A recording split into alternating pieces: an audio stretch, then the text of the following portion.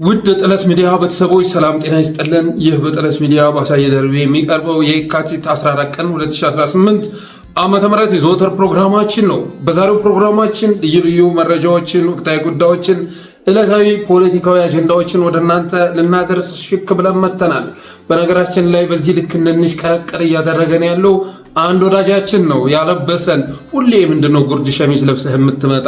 አንዳንድ ጊዜ ሱፍ ጣል እያደረግከ መምጣት አለበት በማለት በዚህ መልኩ ሽክ ያደረገን አንድ ወዳጃችን ነው። ስለዚህ ወዳጃችንን ስሙን ባንጠራም እናመሰግናለን ማለት እንወዳለን።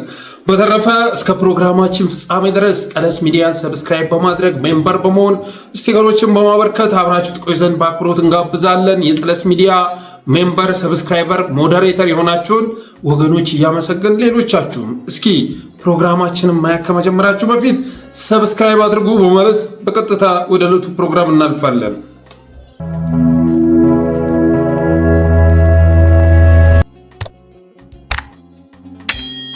የመጀመሪያው ርዕሳችን ህወሓት 4 ኪሎ ገብቷል ይላል። አንዳንዶች ህወሓት ያለው መቀሌ ይመስላችኋል። አሳየ ደርቤ ግን ህወሓት 4 ኪሎ ገብቷል ብሎ ያምናል። እንግዲህ እንደምታስታውሱት ከፕሪቶሪያው መልስ በህወሓት ውስጥ ሁለት አይነት አቋም ተከስቶ ነበረ። በህወሓት ውስጥ ፕሪቶሪያ ደርሰው ከተመለሱ በኋላ ሁለት አይነት አቋም ተከስቶ ነበር። አንደኛው ከአብይ አህመድ ጎን ተሰልፌ አማራ ላይ ያለኝን ሂሳብ አወራርዳለሁ፣ 4 ኪሎ ገብቼ ከአብይ አህመድ ጎን በመሰለፍ እነሱ ከአብይ ጎን ተሰልፈው ጥቃት እንደፈጸሙብኝ ሁሉ እኔ ከአብይ ጎን ቆሜ አማራ ላይ ሂሳብ ማወራረድ ፈልጋለሁ ብሎ የሚያምን ነበረ። በዚህ መሬት ላይ የሚያስተስተኝ ነገር አማራ መበቀል ነው። ስለዚህ ያንን ቂሜን ለመወጣት ደግሞ አብይ አህመድ ጋር ብሰለፍ ይሻለኛል ብሎ መረጠ። ሁለተኛው ደግሞ የለም ከአብይ ጎንማ ልሰለፍ አልችልም፣ የሚሻለው ከአማራ፣ ከአፋር፣ ከኤርትራ ጋር በመሰለፍ ህልውናን መታደግ ነው ብሎ አመነ።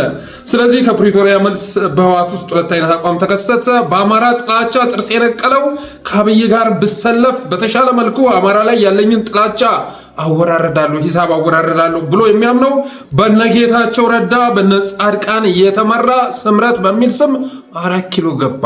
4 ኪሎ ገባና አንዳንዶቹ ህወሓት ያለው መቀሌ ይመስላችኋል? የለም ጌታዬ፣ ህወሓት ያለው 4 ኪሎ ነው። አማራ ላይ ሂሳብ አወራረዳለሁ እያለ ሲዝት የኖረው በስልጣን ዘመኑም ሆነ ከስልጣን ከተባረረ በኋላ ጸረ አማራ ትርክት በማነብነብ የሚታወቀው በጌታቸው ረዳ የሚመራው ህወሓት ቤተመንግስት ገብቷል። በነዘሪሁን ተሾመ የሚመራው ህወሓት ቤተመንግስት ገብቷል። የዘሪሁን ተሾመን ገመና የሚመጣበት ይሆናል። በነገራችን ላይ ህወሓት ስልጣን ላይ በነበረ ሰዓት ላይ ህወሓት ኢህአዴግ ስልጣን ላይ በነበረ ሰዓት ላይ ዛሚ ኤፍኤም ከሚሚ ስብሃቱ ጋር በመሆን እንደ ዘሪሁን ተሾመ ጸረ አማራ ትርክት ሲያነበንብ የነበረ ሰው አልነበረም።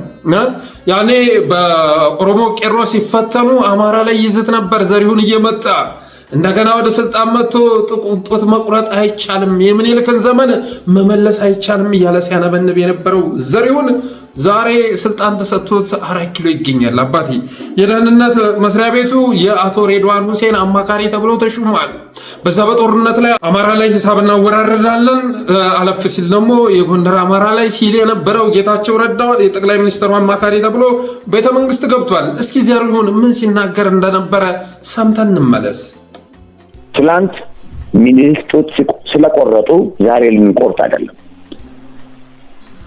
ማንም ጡት የማይቆርጥባት ኢትዮጵያን ለመፍጠር ነው። ጆሃር ይሁን ዘሪሁን ይሁን መስፍን ይሁን ከበደ ይሁን ቢጥምህ ባይጥምህ የማንንም ጆሮ፣ የማንንም ጡት፣ የማንንም አንገት የማትቆርጥበት አገር። እነ ጆሃር የሚኒሊክ ትዝታን ቀስቅሰው ህይወት የቆረጡ ናቸው። እንደሰማችሁ ነው እንግዲህ ዘሪሁን ተሾመ ያኔ በኦህዴድና በቄሮ ሲፈተን ህወሓት ስልጣን ላይ ባለበት ሰዓት ላይ ማለት ነው። እሱ ግን ጥላቻውን ያመጣ ሲያቀረሽ የነበረው አማራ ላይ ነው። አንድ ጊዜ የሚስማቱ ተጠየቀች። ላንቺ ጀግና ማን ነው ተብላ ስትጠየቅ ዘሪሁን ተሾመ ነው የኔ ባል ነው አለች። ምክንያት ተብላ ስትጠየቅ እንደኔ አይነቷን ሴት ለማግባት ጀግና መሆን ይጠይቃል በማለት መለሰች። ጀግና ስለሆነ ግን አልነበረም፣ ዘሪሁን አልነበረም። ገንዘብ አላት ብሎ በማመኑ የተነሳ ነው። እንደ ዘሪሁን ተሾመ ገንዘብ ወዳድ የሆነ ሰው የለም ነው የሚባለው። እና ዘሪሁን አሁን ላይ የደህንነት መስሪያ ቤቱ አማካሪ ከሆነ በኋላ ብዙ ስራዎች እየሰራ ይገኛል እና ኤርሚያስ ለገሰን ያስፈረማቸው ዘሪሁን ተሾመ መሆኑ ተሰምቷል። ስለዚህ ዛሬ ዘሪሁን ተሾመ ትናንትና ጸረ አማራ ትርክት ሲያነበንብ የነበረው ሰውዬ ዛሬ ተሹሞ 4 ኪሎ ገብቷል። ጌታቸው ረዳ 4 ኪሎ ገብቷል። ጻድቃን ገብረትንሳኤ የቲፒኤፍ መሪ ሆኖ ተከስቷል። አጭሩን ጦርነት እናካሄዳለን እያለ ነው። በአጭር ጊዜ ውስጥ እዛ ጋር ያመፀውን ከአማራ ጋር ከአፋር ጋር ከኤርትራ ጋር መስራት ይቻላል ብሎ የሚያምነውን ኃይል ሰብረን ለኦህዴድ እናስረክባለን፣ ከዛ በኋላ ወደ ወልቃይት ጉዞ እናደርጋለን እያለ ይገኛል። ጻድቃን ገብረትንሳኤ እና አሉላ ሰለሞን በሚዲያው ዘርፍ ስንመጣ የመጨረሻ ጸረ አማራ አስተሳሰብ በማቀንቀን ረገድ ካሉላ ሰለሞን የሚበልጥ ነበር እንዴ? አሁን እኮ ፈርሟል፣ ጌታዬ ለብልጽግና ፈርሟል። ወደ ኢትዮጵያ መጥቶ ስልጣን ባይቀበልም የብልጽግናን ፍርፋሪ ተቀብሎ አሁን ላይ የሚያቀነቅነው የኦህዴድን ፕሮፓጋንዳ ሆኗል። ስለዚህ አሉላ ሰለሞንም አብሮ ስምረት ጋር እንደፈረመ መታወቅ አለበት። ሌሎች 18 ፓርቲ አዋቅረው አዲስ አበባ ላይ ከትመዋል።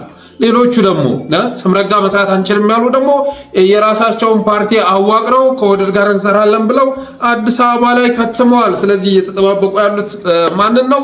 መቀሌ ያለው ኃይል ከአፋር ከኤርትራ ከአማራ ጋር መስራት ይቻላል ብሎ የሚያምነው ኃይል እሱ እስኪወገድ ድረስ እየጠበቁ ይገኛሉ።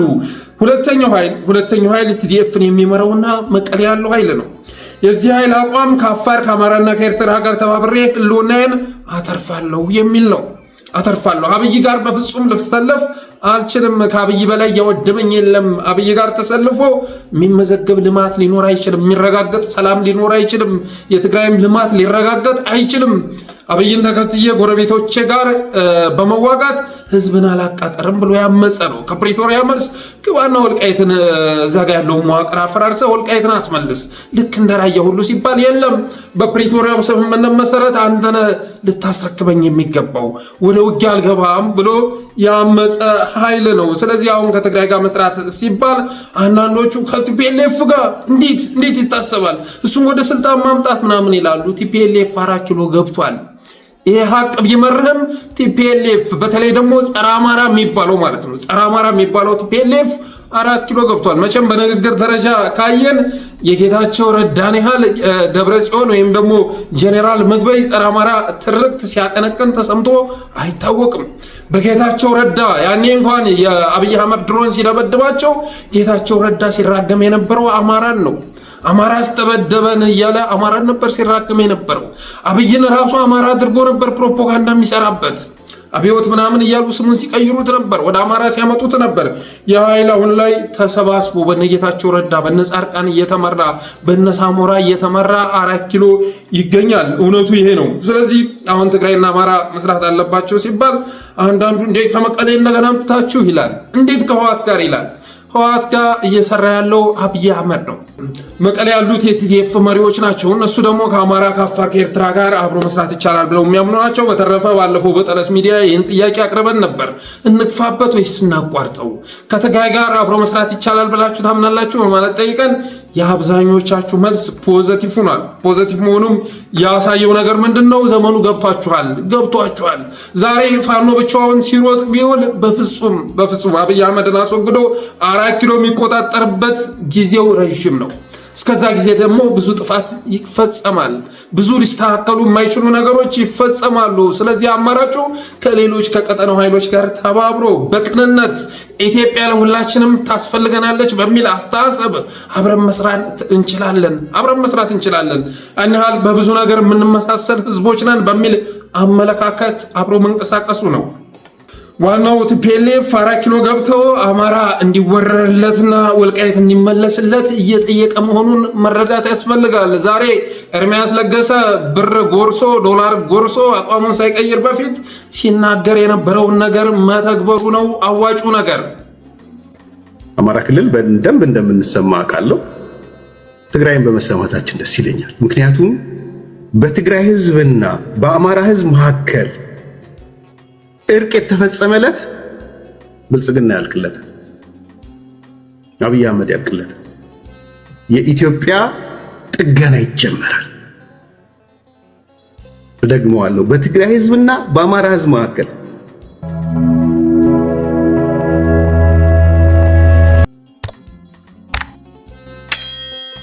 ይህም ብዬ ወደ ቀጣዩ ርዕስ ስሸጋገር የትግራይ ጉዳይ ይገደኛል ማለት እወዳለሁ። የትግራይ ጉዳይ ይገደኛል። የትግራይ ህዝብ ኢትዮጵያዊ ነው። የትግራይ ህዝብ በርካታ ግፍ፣ በደል እያስተናገደ ነው ማለት እወዳለሁኝ። ዛሬ አሰብኩት። በቀኝ ጭንቅላት የተነሳውና በቀኝ ጎን የተነሳውና አሰብኩት። የትግራይ ህዝብ መጠነ ሰፊ ዋጋ እየከፈለ ነው፣ እየተበደለ ነው። ኦህዴድ በተባለ ዘረኛ ስርዓት ከመጠን በላይ እየተረገጠ ነው። ኢትዮጵያውያን ጋር ተባብሮ በገነባው ግድብ መብራት እየተዘጋበት ነው። ጌታዬ ቆጣሪ እየተቆለፈበት ነው። ከኢትዮጵያ ጋር ተባብሮ በሰራት ሀገር እየተሳደደ ነው። ፍዳውን እየበላ ነው። የራሱን ብር ማውጣት እየተከለከለ ነው። በባንክ ያስቀመጠውን የራሱን ብር ማውጣት እየተከለከለ ነው። ከ1000 ብር በላይ በቀን ማውጣት አትችልም ተብሎ ዋጋ እየከፈለ ነው። መከራውን እየበላ ነው። በራብ እየተንገበገበ ነው። ለዚህ ህዝብ ድምፅ ልንሆነው ይገባል።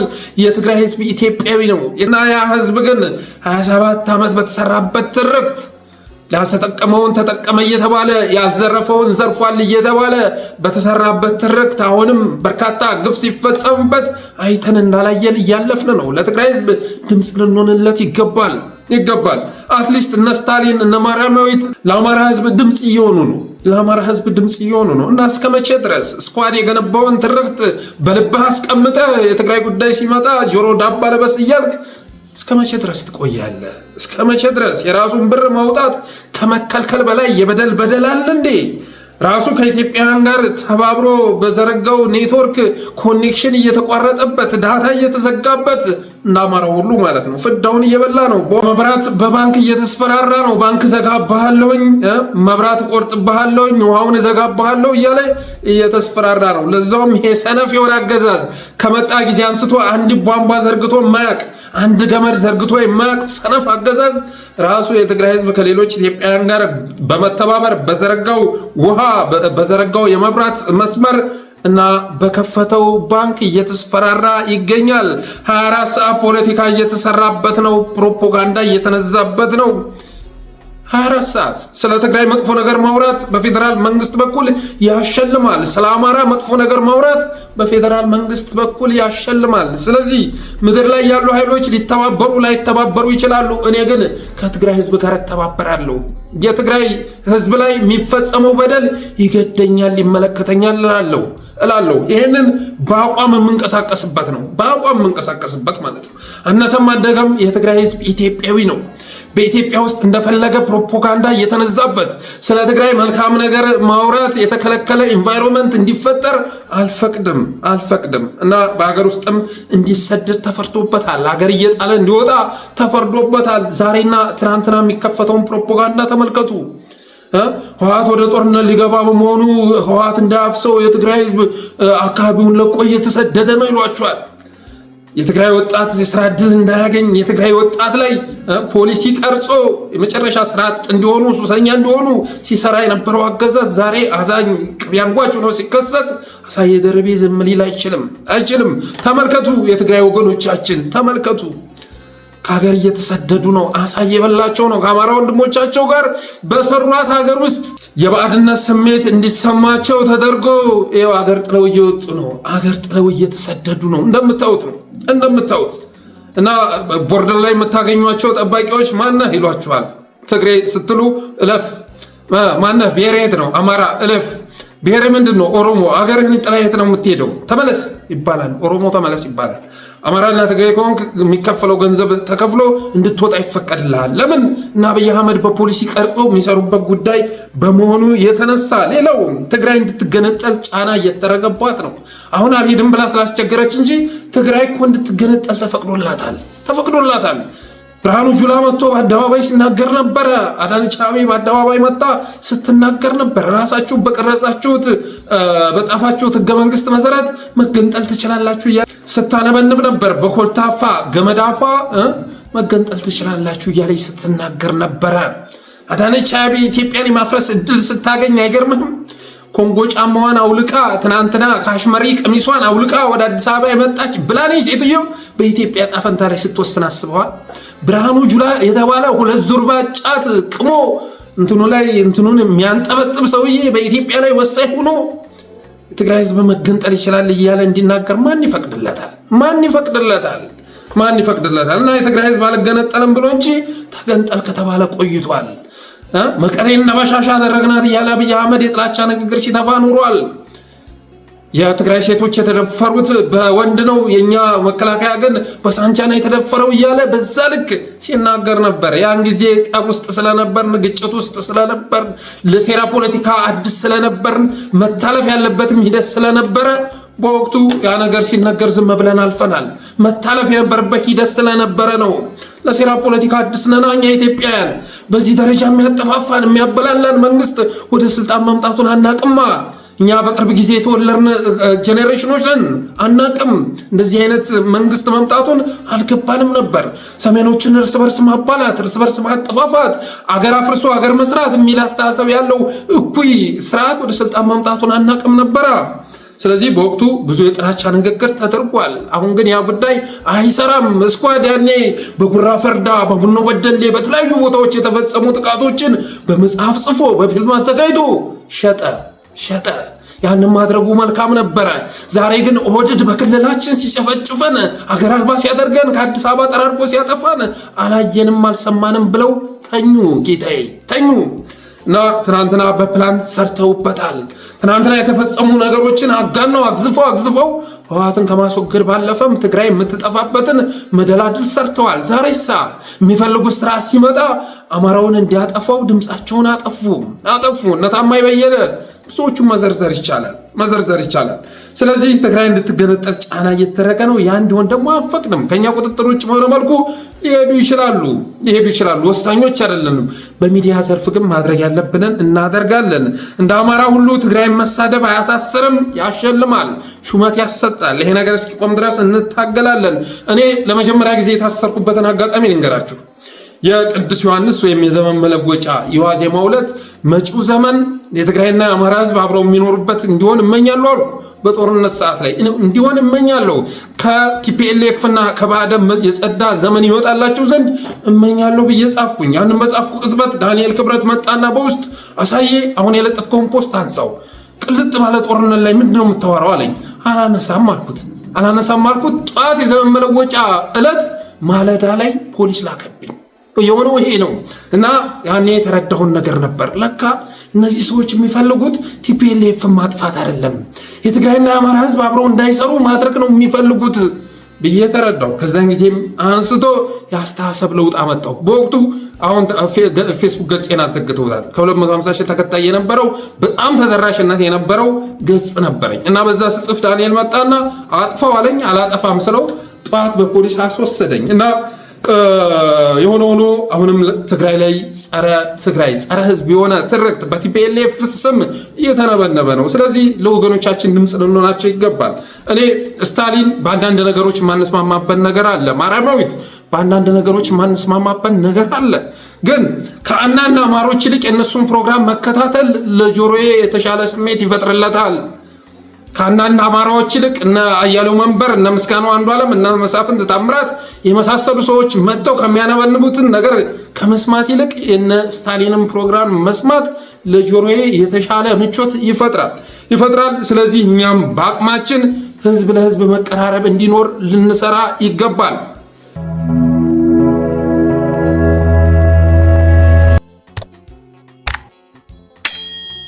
ቀጣዩ ርዕሳችን ኤርሚያስ ለገሰን ይመለከታል። ኤርሚያስ ለገሰ አሁን ላይ በኢቲቪም ጭምር ተከስቷል። በነገራችን ላይ ይህም በተመለከተ አንዳንድ መረጃ ደርሶኛል። ዘሪሁን ተሾመ ነው ኤርሚያስ ለገሰን ፕሮፖዝ አድርጎ ለብልጽግና ያስፈረመው። ዘሪሁን ተሾመ ነው ቅድም እኔ ልከን ሲሳደብ የነበረው። ያኔ ከለውጡ በፊት ከኢህአዴግ ጎን ተሰልፎ ጸረ ኦሮሚያና ጸረ አማራ ትርክት ሲያነበንብ የነበረው ዘሪሁን ተሾመ እሱ እንዳስፈረመው ሰምተናል። በሪል ስቴት ድርጅቶች በኩል ደጎስ ያለ ገንዘብና ቤት ተሰጥቶታል ይላል የደረሰ መረጃ። አይታችኋል። ኤርሚያስ ለገሰ ፕሮግራሙን ሲጀምር ማስታወቂያዎች አሉ፣ የሪል ስቴት ማስታወቂያዎች 3 ማስታወቂያዎች ናቸው። እነሱ ማስታወቂያ እንዲሰራ የተደረገው ያለ ምክንያት አይደለም። በምን አይነት መልኩ ገንዘብ እንክፈለ ሲባል በማስታወቂያ መልክ የሪል ስቴቶች ማስታወቂያ ለስራ በእነሱ መልክ ክፍያ እንዲፈጸምልኝ ይፈልጋለሁ። ምክንያቱም ነገ ተከፋይ እያሉ ሰነድ አውጥተው እንደሚያሸማቀቁ ስለሚረዳ በእነዛ ድርጅቶች አማካኝነት ክፍያ ይፈጸምልኝ ብሎ ይጠይቃል። በመሆኑም አሁን ፕሮግራሙን ከመጀመሩ በፊት የሚያስተዋውቃቸው ማስታወቂያዎች የሪል ስቴት ማስታወቂያዎች በእነሱ በኩል ገንዘብ ተቀብሏል ይላል። ሪል ስቴትም ተሰጥቶታል በአዲስ አበባ። በአዲስ አበባም ሪል ስቴት እንደተሰጠው የደረሰ መረጃ ያመለክታል። አብይ ጋር ለመገናኘት ጠይቆ በተደጋጋሚ ጠይቆ የነበረ ቢሆንም አብይ ግን ሊያገኘው ፈቃደኛ አልሆነም ይላል። ብልጽግናም በአመራርነት ማገልገል እፈልጋለሁ የሚል ጥያቄም ማቅረቡ ተሰምቷል። በተንታኝነት ብቻ ሳይሆን አመራር መሆን እፈልጋለሁ፣ ሚኒስተር ዴታ መሆን እፈልጋለሁ፣ ሚኒስተር መሆን እፈልጋለሁ እና በዚህ አገዛዝ በሚሰራው ነገር ላይ እምነት ስላለኝ ስልጣን እፈልጋለሁ የሚል ጥያቄ ማቅረቡም ተሰምቷል። አሁን በኢቲቪ አምጥተውታል። ስለ ሀገር በሚል ስያሜ የሚጠራ የኢቲቪ ፕሮግራም ላይ ተንታኝ ሆኖ እንደሚቀርብ እየተነገረን ይገኛል። ኤርሚያስ ለገሰ ስለ ሀገር የሚል ፕሮግራም ላይ ሲቀርብ አስበዋል። ስለ ዶላር፣ ስለ ብር የሚል ፕሮግራም ላይ ቢቀርብ ህዝቡ ሊገዛው ይችላል። ምክንያቱም ኤርሚያስ ለገሰን የሚገልጸው ሀገር አይደለም። ኤርሚያስ ለገሰን የሚገልጸው ብር ነው። ኤርሚያስ ለገሰን የሚገልጸው ዶላር ነው። ኢትዮጵያዊ ሳይሆኑ ስለ ሀገር መተንተን ይቻላል እንዴ? የአሜሪካ ፓስፖርት ተይዞ የአሜሪካ ዜጋ ሆኖ ስለ ኢትዮጵያ መተንተን ይቻላል? አይመስለኝም። ከምንም በላይ ኤርሚያስ ለገሰን የሚያንቀሳቅሰው የሚያስለፈልፈው ዶላር መሆኑ ይታወቃል፣ ብር መሆኑ ይታወቃል። ቅጽል ስሙም ጆተኒ ነው አይደለም? ጆተኒ መጫወት ስትፈልግ ሳንቲም ታስገባለህ፣ ከዛ መጫወት ትችላለህ፣ ኳሱን ይሰጣል ማለት ነው። በተመሳሳይ መልኩ እሱም ጋር ሳንቲም ስታስገባለት ምላሱን ያከራይሃል። እና ኤርሚያስ ስለ ሀገር የሚል ፕሮግራም ላይ ሳይሆን ስለ ዶላር፣ ስለ ብር የሚል ፕሮግራም ላይ መቅረብ የነበረበት ሰው ነው። ሰሞኑን አዲስ ፕሮፓጋንዳ ይዞ መጥቷል። በተለይ ደግሞ አስረስ ማረና ዘመነ ካሴ ላይ ያነጣጠረ ፕሮፓጋንዳ በየጊዜው ሲነዛ እየታየ ነው። ዘመነ ለድርድር ወደ ቱርክ አምርቶ ነበር እያለን ይገኛል። ይህን ስትሰሙ እንዳደነግጡ ተረጋጉ እያለ ሲያወራ ነበረ።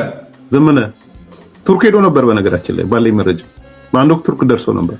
የዛሬ 3 ወር 4 ወር ደግሞ እንዳደነግጡ እንደዛ ስለ ሄዶ ነበረ ቱርክ። ከማጋ ተገናኘ። እንዴት ተገናኘ? ለጊዜው ይቀመጥ። ሂወዚን ቱርክ ተርኪ እሱ በመንግስት ፍቃድ ነው ፍቃድ አይደለም። ከጀርባ ምን ነበረ? የድርድር ነገሮች ነበሩ አልነበሩም? ጊዜው ሲደርስ ይፋ እናደርገዋለን። እንደሰማችሁት ነው እንግዲህ ሚስኢንፎርሜሽን ዲስኢንፎርሜሽን የሚባል ነገር አለ። ህዝብን የማምታታት አካል ነው። ይህን አጀንዳ ቲክቶክ ላይ የሚቀበሉ በርካታ ኃይሎች ተቀፍቅፈዋል። በአማራ ስም የሚንቀሳቀሱ ግን አማራ ያልሆኑ አማራ መሪ እንዳይኖረው 24 ሰዓት የሚሰሩ ኃይሎች አሉ አይደለም? ይህን አጀንዳ ተቀብለው ዘመነ ቱርክ ሂዶ ተደራድሮ ምናምን ዝባዝንኬ ማለት ነው። ዝባዝንኬ እሱ ስራ ላይ ነው ያለው። ግን ደግሞ ይህንን አጀንዳ ብናመጣው መከፋፈል እንችላለን። ትናንትና እስክንድር ነጋ የከሸፈው ዳውንት ቅንጭብት ስር ተደራደረ የሚል መረጃ ከወጣ ጊዜ አንስቶ ነው። ስለዚህ ዘመነ ካሴም በቱርክ ሂዶ ድርድር አድርጓል ብንል ያስኬዳል ብለው በማመናቸው እየተነሳ ነው። ዘመነ የቀጠናው ኃይሎች ጋር ስራ እየሰራ መሆኑን ስለተረዱ የሆነ ሰዓት ላይ ትግል ሜዳ ላይም ያልነበረበት ጊዜ ስለነበረ ይህንን ቱርክ አድርገን ፕሮፓጋንዳ ምንሰራበትስ በሚል አስተሳሰብ ያመጡት መሆኑ መታወቅ አለበት። አስረስ ማረን ላይ ያነጣጠረ ፕሮፓጋንዳ በየጊዜው የሚሰራው ለምንድን ነው ካላችሁ ጠጠር የሚወረወረው ፍሬ ወዳለው ዛፍ በመሆኑ የተነሳ ነው። አስረስ ማረን እንደምንም ብለን ብናከሽፍ ዋናው በሚዲያው ዘርፍ ደግሞ በተለይ የሚሰራው ስራ ከባድ በመሆኑ የተነሳ እሱ ላይ ያነጣጠረ ፕሮፓጋንዳ መስራት አለብን ተብሎ በመታሰቡ የተነሳ ነው። አንዳንዶች ስለ አስረስ ስናገር ቅሬታቸውን መተው ኮሜንት ላይ ይገልጻሉ። ስለ አስረስ ማረ ስናገር ቅሬታቸውን የሚገልጹ ሰዎች አንድ እስኪ አስረስ ማረ ለጆሮአችሁ የሚቆረቁር የተናገረው ንግግር ወይም የፈጸመው ተግባር ካለ እስኪ መረጃውን ላኩልኝና ስራ ልስራበት። ኧረ ተው አሳየ። እንደው በብዙ ነገር አቋም ይመቸናል። አስረስን በተመለከተ ግን የምትናገረው ነገር የሚሉ በርካቶች ናቸው። እስኪ አስረስ ማረ ወደ ሚዲያ መጥቶ ከተናገረው መካከል አንድ እንኳን ትግሉን የሚያበላሽ አንድ ንግግር ካመጣ አንድ ተግባር አስረስ ማረን የምትጠላበትን ምክንያት ካመጣ እኔ እታረማለሁኝ። በተረፈ ግን ስለ አስረስ ማረ ጥንካሬ ደግሞ አንድ ነገር ልዘረዝርልህ እችላለሁ እና እኔ ምክንያታዊ ነው ብዬ አላስብም። አይነ ውሃው አላማረንም ነው ብቸኛው ምክንያት። አይነ ውሃው አላማረንም ነው ልትለኝ የምትችለው። ከዛ ውጭ ደግሞ ብቃቱ ደስ አይልም። እኛ ደግሞ የምንፈልገው ይሄንን ብቃቱን ነው። አስረስ ማረ የፋኖ ትግል በኤሊት የሚመራ መሆኑን ከሚያሳዩ ግለሰቦች መካከል አንዱ ነው። አመራሮች መካከል አንዱ ነው። በተረፈ ግን የምታቀርቡት ነገር አለ ብዬ አላስብም። በተረፈ ግን ይሄን ትግል ዘመነና አስረስ ማለት እኮ አርበኛ ዘመነና አርበኛ አስረስ ማለት እነ ምሬና አበበ ፈንታው ሁሉ መከታውና ደሳለኝ ሁሉ ሀብቴና ባየቀናው ወይም ደግሞ ደረጀ በላይ ሁሉ ይህንን ትግል እኮ ከመጀመሪያው ጀምረው ያደራጁ ትግሉን ያቀጣጠሉ ሞተሮች ናቸው እኮ ጌታዬ። በፋኖ ትግል ውስጥ እኔ ከነሱ በላይ ባለቤቱኝ እንዴት ልከሰት እችላለሁ?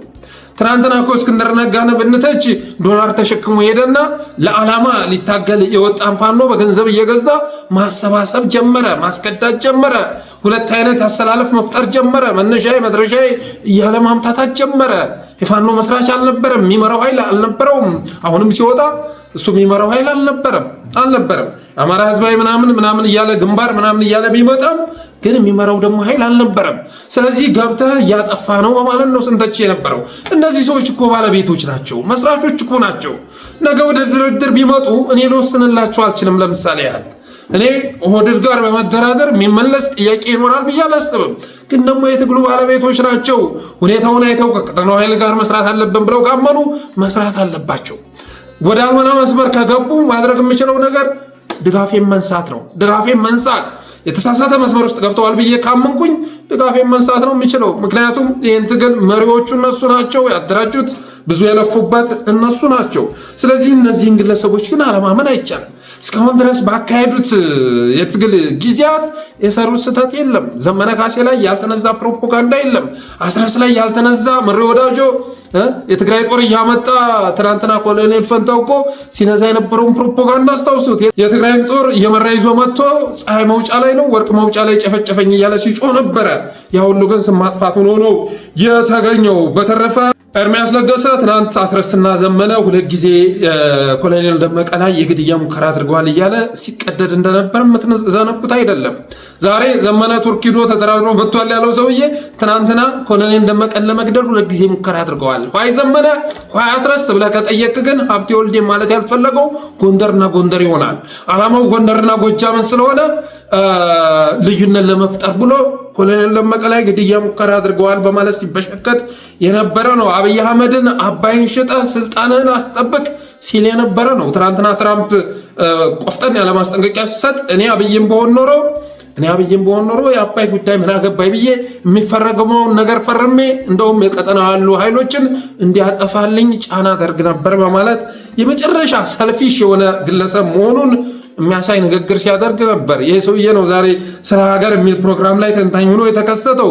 መቼም ዘመኑ የሌባ ነው፣ መቼም ዘመኑ የውሸታም ነው፣ መቼም ዘመኑ የቀጣፊ ነው። አይገርማችሁም?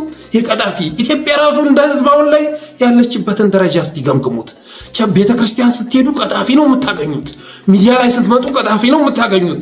ምክንያቱም ስልጣን ላይ ያለው አገዛዝ ቀጣፊ በመሆኑ የተነሳ የቅጥፈት ዘመን ነው ያለንበት ዘመን የቅጥፈት። እንደ ኤርሚያስ ያለን ቀጣፊ ስለ ሀገር ተንታኝ አድርገህ ስታቀርበው አስበዋል? ማስታወቂያውን ብዛቱን አይተዋል? የሚለቀቀውን ማስታወቂያ እና ያለንበት ዘመን እንዳጠቃላይ የቀጣፊዎች ዘመን ነው። አሳየ ደርቤ ነገ አቋሙን ቅይር አድርጎ ይሄ ትግል እኮ ምናምን እያለ መገምገም ቢጀምር ወዲያው ስልክ እንደሚደወልለት እነግርሃለሁ። አሳየ ወደ ትክክለኛው መስመር መታል፣ ዛሬ ወደ ትክክለኛው መስመር መታል። በዚህ ጉዳይ ላይ እንድትሰራበት እንፈልጋለን፣ ምን እንደግፍህ፣ ምን እናርግልህ የሚል የስልክ ጥሪ እንደሚመጣ እነግርሃለሁ። ከትክክለኛ መስመር ወጥተህ ወደ ሐሰተኛ መስመር ስትገባ በትግል ውስጥ ከፍ ዝቅ አለ አይደለም። በትግል ውስጥ ጥንካሬ ብቻ ሳይሆን ድክመት አለ። በትግል ውስጥ የሚታለፉ ሂደቶች አሉ፣ ፈተናዎች አሉ። እነዛም ፈተናዎች ግን ሆን ተብለው እንደተፈጠሩ አድርጌ ትግል በጣም እየተበላሸ ነው ምናምን የሚል ትንታኔ ይዤ ብመጣ ስልክ ይደወላል። ዘመኑ የቀጣፊ ዘመን ነው። ወደ ቅጥፈት መስመር ለመግባት ከፈለክ ገዢ ብዙ ነው። ሌላው እንግዲህ አዶናይን ትናንትና እንደ ትግራይ ደግሞ ስትመለከቱ ገንዘብ ሲያሰባስብ አይቶ ለትግራይ መድኃኒት ይዞ መግባት አይቻልም እረፍ በሉት ይህንን ልጅ እያለ ህዝብ ላይ እልቂት ሲያውጅ የነበረ ሰው ነው። በአዲስ አበባ ፖለቲክስ ሲሸቅል እንዳልኖረ ሁሉ ባለቤት አልባ ከተማ ምናምን እያለ ሲሸቅል እንዳልኖረ ሁሉ ትናንትና የአዲስ አበባን ህዝብ ሲያስጠነቅቅ የታየ ሰው ነው። አዲስ አበባን ህዝብ ነፍጠኛ ጋር ተባብረህ አማራ ጋር ተባብረህ አመፅ ቀሰቅሳለሁ ምናምን ካልክ ቀንድህን ትባላለህ፣ ግንባርህን ትባላለህ እያለ ሲያስፈራራ የነበር ነው። ለዚህ ሁሉ ንግግርም ቪዲዮ አለ በተጨባጭ የተቀመጠ። ሁሌ መቼም ዘመን መቀየሩ አይቀርም እና አስቀምጠናል። በእያንዳንዱ ነገር ላይ ህዝብ ላይ ሲነዛ የነበረውን ጥላቻ፣ የአማራ ህዝብ ላይ ጄኖሳይድ እንዲፈጸም የሚያደርገውን ቅስቀሳ፣ የሴራ ፖለቲክስ እሱን ሁሉ ሰንዳና አስቀምጠናል። ሌላው ትግራይ የፖለቲካ ኮሚኒቲ ያለበት ብቸኛ ክልል እያለ የሆነ ሰዓት ላይ ደግሞ ሲያወድሳቸው እንደነበር ሊዘነጋ አይገባም። ያኔ ከኢትዮ 360 ለቆ አሰላለፉ እነ ማዊት ጋር ነበር፣ እነ ስታሊን ጋር ነበረ፣ እነ ሪዮት ጋር ነበረ። እዛ እየቀረበ ትግራይን ሲያወድስ ራሱን ለትግራይ ለመሸጥ ለህወሓት ለመሸጥ ጥረት ሲያደርግ ነበር። ሲያው ህወሓት ገንዘብ የለውም አይከፍልም። ስለዚህ ኤርሚያስ ለገሰ ወጣ ወረደና ገንዘብ ያለው ብልጽግና ጋር ነው። አሁን ጭንቅ ውስጥ ስለገባ ከማንም በላይ በዶላር ገንዘብ የሚከፍለው እሱ ነው አለና ፈረመ። በዚያም መሰረት ብልጽግና ሪል ስቴት እንዲሰጠው አድርጓል። በሶስት የሪል ስቴት አማካኝነት በእነሱ አማካኝነት ዳጎስ ያለ ገንዘብ ወደ አካውንቱ እንዲገባ አድርጓል። የሪል ስቴቶችን ስም እዚህ ጋር መጥቼ መዘርዘር አይጠበቅብኝም። ግን የአማራ ልጆች ሂዳችሁ ፕሮግራሙ ሲጀምር የሚቀርቡትን የሪል ስቴት ማስታወቂያዎች ተመልከቱ። እነሱ ሰዎች ወቅት ሲመጣ የምንፋረዳቸው ናቸው። የብልጽግና ስልታዊ ደጋፊው ነው። የብልጽግና ስልታዊ ደጋፊው ነው። የአማራ ባለሀብቶችም አሉበት። በነገራችን ላይ የአማራ ባለሀብቶችም አሉበት። እነዚህ የአገዛዙ ልሳን ለሆኑ ሚዲያዎች ድጋፍ የሚያደርጉ ማለት ነው። ይህንን መዝግቦ መያዝ ያስፈልጋል። በተረፈ ግን ቅድም እንዳሳየኋችሁ በፊት አቋምን ሳይቀይር በፊት የአብይ ዕድሜ የሚያበቃው ትግራይና አማራ እንዲሆኑ ቀን ነው፣ በትግራይና በአማራ መካከል እርቅ የተፈጸመ ቀን አብይ ያልቅለታል እያለ ሲናገር ነበር። ዛሬ ትግራይና አማራ አብረው እንዳይሰሩ ትግራይና አማራ አይደለም ጎጃምና ጎንደር ወሎና ሸዋ አብረው እንዳይሰሩ ልዩ ልዩ ሴራዎችን ከሚጠነስሱ ሰዎች መካከል አንዱ ይሄ ሰውዬ ቢሆንም የአማራ ገበሬ በዛ ልክ እህሉ መሬት ለመሬት እየተደፋ ትናንትና አይታችኋል አይደል? በመቅደላ በሸዋ የመድፍ አረር እየተኮሰ ጎጆ እያቃጠለ በዚያ ልክ ገበሬዎቻችንን እንዲያንበሳቁል መንገድ ሲጠርቁ ከነበሩ ሰዎች መካከል ደግሞ ኤርሚያስ ለገሰ አንዱ መሆኑ እንዳይዘነጋ።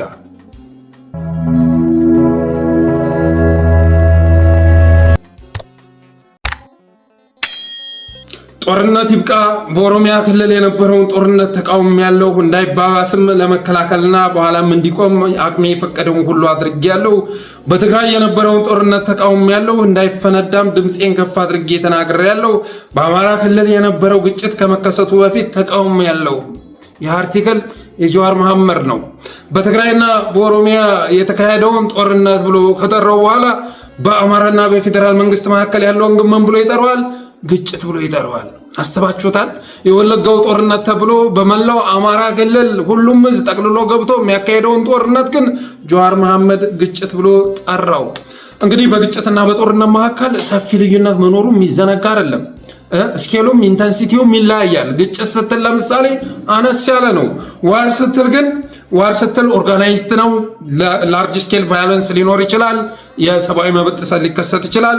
ሲግኒፊካንት ሎስ ኦፍ ላይፍ ሊኖር ይችላል። ዋይድ ስፕሪድ ዲስትራክሽን ሊኖር ይችላል እና ክሊር ቼን ኦፍ ኮማንድ ኦርጋናይዝድ ሚሊታሪ ፎርስ ምናምን ያሉበት ጦርነት ይባላል። እና አንድ ጦርነት ተብሎ እንዲጠራ ዋር ተብሎ እንዲጠራ የሚያስፈልጉ መስፈርቶችን አማራ ክልሉ ጦርነት ያሟላል። ምክንያቱም ከዲስትራክሽን አንጻር ካየነው ወለጋ ላይ ያለውና አማራ ክልል ላይ ያለው አንድ አይደለም። ከተሞቻችን ብቻ አይደለም ገጠሩም ጭምር እየወደመ ያለበት ሁኔታ ላይ ያለው። ኦሮሚያ ላይ የጠፋው ህይወት አማራ ላይ ከጠፋው የሚወዳደር አይደለም። ውድመቱ የአማራው ቢበልጥ እንጂ የሚያንስ አይደለም።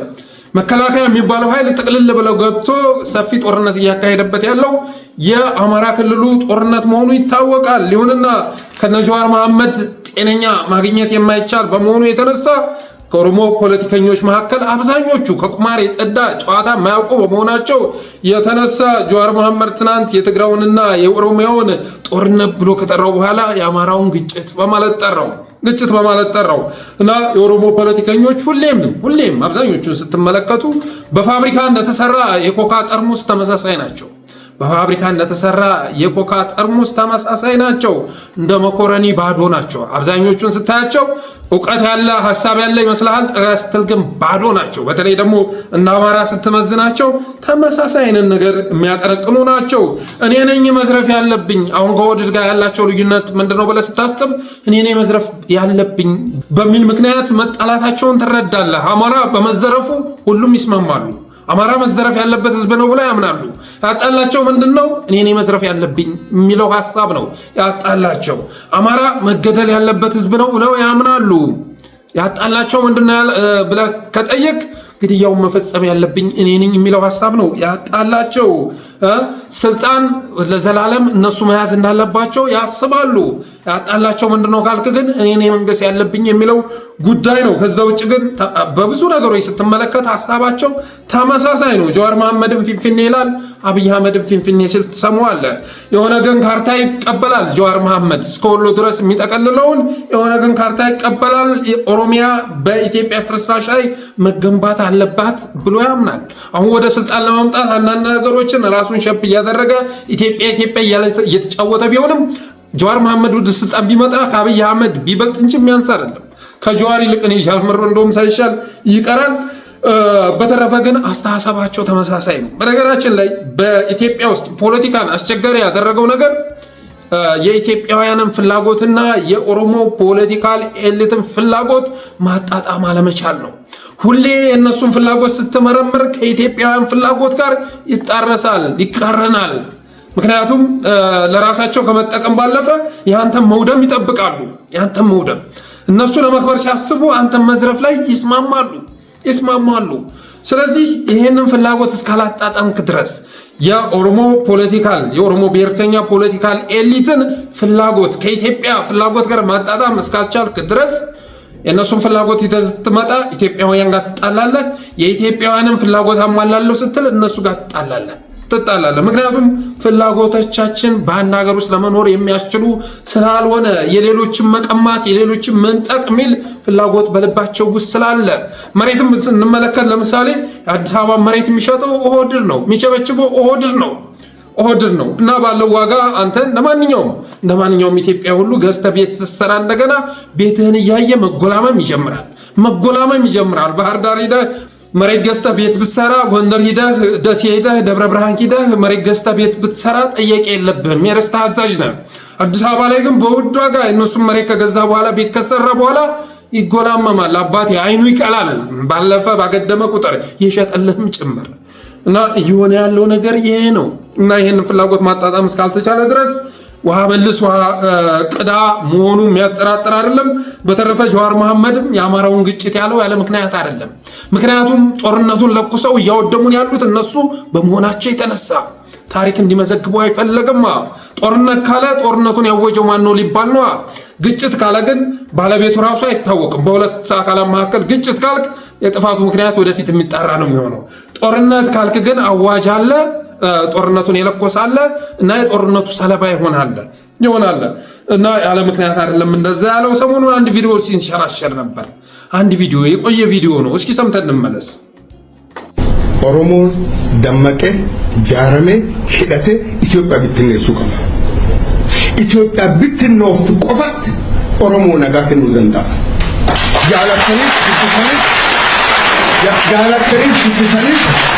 ጃለተኒስ ብትሰኔ አባን ተማን ቢልዲንግ ምኒልክ ተቃገላ ነው ደገር ከሰጠ እንደሰማችሁት ነው። ሰብስክራይብ ለምንድን ነው የማታደርጉ ግን? በነገራችን ላይ ሰብስክራይብ አድርጉ።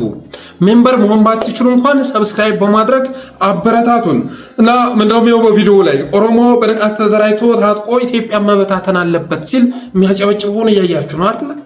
አሁንም እንደ ኦህዴድ እያደረገ ያለው ይሄንን ነው። ሽመልስ አብዲሳ ባነበቱ የሚናገረው ይሄንን ነው። የኦሮሚያ ፕሬዝዳንት ተብሎ የተቀመጠው አማራ ክልል ላይ ስንት ፕሬዝዳንት ሲቀያየር፣ ትግራይ ላይ ስንት ፕሬዝዳንት ሲቀያየር እስካሁን ድረስ ምርጡ ፕሬዝዳንት ተብሎ የተቀመጠው ሽመልስ አብዲሳ አፉን በከፈተ ቁጥር ሁሌ ካፉ የሚወጣው ህዝብና ህዝብን ለግጭት የሚያነሳሳ ነው። ስለዚህ ምን ይላል? ኦሮሞ በንቃት ተደራጅቶ ታጥቆ ኢትዮጵያ መበታተን አለበት። ኢትዮጵያ ስትበታተን ነው ኦሮሞ ሰላሙን የሚያገኘው። ኦሮሞ 4 ኪሎ ቤተ መንግስት ቢገባ እንኳን መሪ ሆኖ ቢገባ እንኳን እኛ ጫካ ውስጥ ነው የምንቆየው። ምክንያቱም 4 ኪሎ ቤተ መንግስት ያለውን ንግስና አንፈልግም እያሉ ትናንት ሲናገሩ ነበር። ዛሬ ተግባራዊ ያደረጉት ይሄንን ነው። እናንተ 4 ኪሎ በመግባት የኦሮሞን ጥቅም ማስከበር እንችላለን የምትሉ ግቡ፣ እኛን ግን ጫካ ውስጥ እንድንቆይተውን እየተባለ ሲጠየቅ ነበር። ዛሬም የጫካው አለ፣ የቤተ መንግስቱ አለ። ተመዳድበው እየተጫወቱብን ያለው በጋራ እየተናበቡ ነው። አንዱ እናላየ ሲያልፍ ህግ አስከባሪ የተባለው እናላየ ሲያልፍ ያኛው አጋች ሆኖ ይከሰታል። ስለዚህ ህጋዊም ህገወጥም በሆነ መልኩ እየዘረፉን እያዳዩ ነው ያለው። ተነጋግረው መሆኑን መታወቅ አለበት። ሰሞኑን ዳውድ ኢብሳ ያስተላልፈውን መልእክት ተመልከተው። የኦሮሞ ህዝብ ወይ ክልልህን ጠብቅ፣ ከመንግስት ጎን ተሰልፈ፣ ሰሜኖች እየመጡ ስለሆነ ተነስ በማለት እኮ ነው የቀሰቀሰው። እና እኔ እንዴት ነው እነዚህ ሰዎች የኦሮሞ ህዝብ ሌላ ምትሃት የለውም፣ ከኢትዮጵያ ህዝብ የተለየ አይደለም። አይደለም። እዚህ ኢትዮጵያ በተባለች ሀገር ውስጥ አብረን የኖርነን ወደፊትም አብረን እንኖራለን። ግን የሚቀሰቅሱትን ቅስቀሳ ስትመለከቱ ከመጠን በላይ የኦሮሞ ህዝብ እንደሚጠሉ ትረዳላችሁ። የኦሮሞ ህዝብ እኮ ጂኦግራፊካሊ ካየ ነው አገር መሆን የሚችል አይደለም፣ በሌሎችም የተከበበ ነው። ጌታዬ የእርስ በርስ ግጭት ውስጥ ከተገባ አንዱ አጥፊ ሌላው ጠፊ ሊሆን አይችልም። እና ምንድነው እየተባለ ያለው? የኦሮሞ ህዝብ ተነስ ነው። ነገ ሰሜኖችን ተከላከል ከማለፍ ባለፈ ክልል ውስጥ ያለውን አጥፋ የሚል ቅስቀሳ ውስጥ እንዳይገቡ ሰጋለው። አብይ አህመድ ወለጋ ሄዶ የተናገረውን ንግግር ኢትዮ ፎረም ተርጉሞታል። የሰማችሁት ይመስለኛል። እኔ ከዛ በፊት 2 ፕሮግራም ሰርቼበታለሁ እና በስነ ስርዓት ግን ድምፁን እያስገባ ተርጉሞ አቅርቦታል።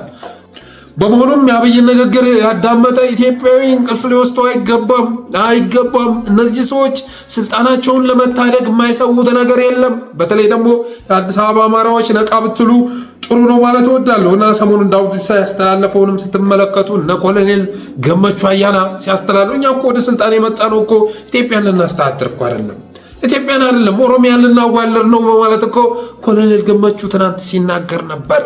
ስለዚህ ሁሉንም ብትመዝናቸው የሚያግባባቸው መሰረታዊ በሆኑ ነገሮች ላይ የጋራ የሆነ አይዲዮሎጂ አላቸው። አማራን በተመለከተ ያላቸው አታይ ተመሳሳይ ነው። በጀዋርም በትናንቱ አርቲክል ላይ ያየነው ይሄንን ነው። እኛ እኮ ኢትዮጵያን ልንገነባት ልንሰራት አይደለም፣ ኦሮሚያን ነፃ ልናወጣት። ኦሮሚያን ነፃ ልናወጣ ከሆነ ደግሞ አማራ ጎረቤታችን ነው፣ ሲዳማ ጎረቤታችን ነው፣ ሶማሌ ጎረቤታችን ነው። እንደ ጎረቤት አብረን እንሰራለን እንጂ እንደ ኢትዮጵያ አንድ ሰራዊት አንገነባም፣ አንድ የፖለቲካ ማህበረሰብም አንገነባም። ኦሮሚያን ነፃ ኦሮሚያን ልናወጣ እንደሰማችሁ ነው እንግዲህ ኮሎኔል ገመቹ አያናም የተናገረውን። በነገራችን ላይ ሌሎችም ርዕሶች ነበሩኝ፣ በጣም ወሳኝ ርዕሶች ነበሩ። ይሁንና ግን ሰዓቱ በመሄዱ የተነሳ ቪዲዮአችንም ፕሮግራማችንም እንዳይረዝም ለዛሬ በዚሁ እቋጫለሁ። ሰብስክራይብ ሳታደርጉ አትውጥላለሁ። የጠለስ ሚዲያ ሜምበር ሁኑ፣ ስቲከሮችን አበርክቱ በማለት የዛሬ ዝግጅቴን እቋጫለሁ። ሰላም ሁኑልኝ። መልካም ሰንበት።